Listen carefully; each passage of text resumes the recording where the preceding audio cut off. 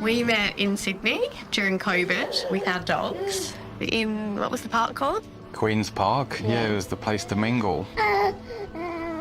Went home and 2 minutes later I was like, do you want to meet up tomorrow? So Only 7 months after they met, they bought a block of land together at Lennox Head and got engaged.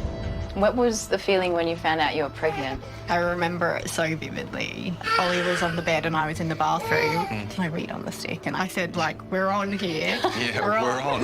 We're on. We're on. 10 months ago, the couple welcomed a healthy baby Hugo into the world. He was such a good bub. Like, he fed and he slept. And to be honest, those moments are just so beautiful and it makes me quite sad to think about them. Because they were so precious. And it's even hard for us to look at photos of that time, I think, now, because we have this beautiful, gorgeous boy and so much has been taken away from him. Yeah. We never thought anything was wrong with Hugo, and one day Brooke took him for a checkup and the community nurse just said, oh, his head's grown quite a bit in such a short amount of time, maybe you should go see a doctor and get a scan.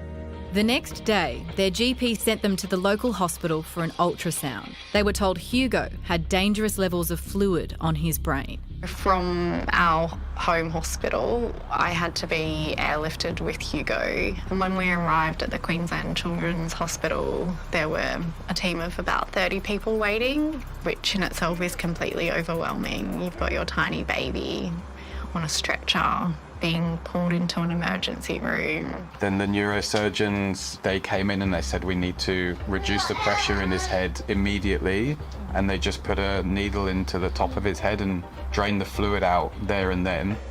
A CT scan finally revealed the cause. I remember those words, Hugo has a mass on his brain. It's like the worst moment in your life.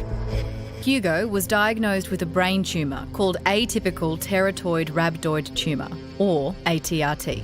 I remember asking, what grade is it? And I remember the doctor saying it doesn't matter because of how aggressive and malignant it is. But it was grade 4, which is the worst kind to have. Hugo spent the next 6 months in the specialist ward.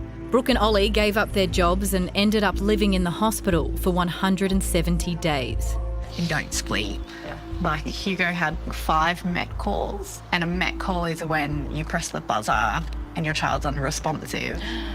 There's a whole team that runs in, and you have the trauma of seeing your child, your baby, like, unresponsive. During his stay, Hugo went through 5 rounds of adult-strength chemotherapy. It's complete torture for these children. You know, in Hugo's case, he had fevers almost every day. In the course of the 6 months, he had maybe 40, 50 bags of blood to keep him alive. He had seizures. On numerous occasions, the couple have had to decide whether to keep putting Hugo through the agonising treatment. The chemotherapy, he's had a remarkable response to it. The tumour size is reduced by like 97%, which is, for this tumour, incredible. However, the toxic side effects have ruled out further chemotherapy. Instead, Brooke and Ollie have decided to put Hugo on the trial of a drug they hope will save his life.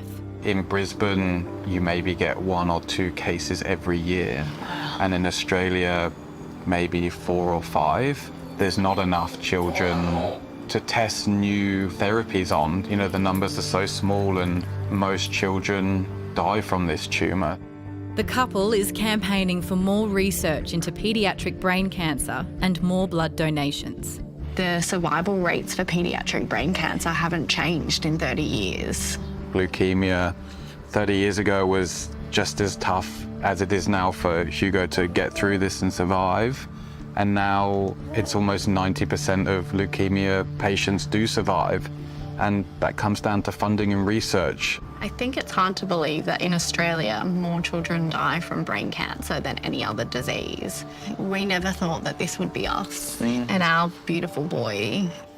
The family has been given the go-ahead to start moving back to their home in Lennox, where they can administer the drug themselves. Just want to go home and pop him in our backyard and take him to the beach and pop his little toes in the sand. We just want to live life and show Hugo what he's fought for. How do you stay strong? Yeah. I don't think we do. No. I think we crumble most days. Hugo's only ever been given 10% chance of surviving this. 10% is 10%. It's real people, real children. And so that's our hope that he is one of those. Because otherwise, yeah, you wouldn't do this unless you thought that he could be one of those 1 out of 10. He was all eyes when he was tiny, like all big eyes. And he would just look at you and just be like, I want to be here. Oh, poor baby.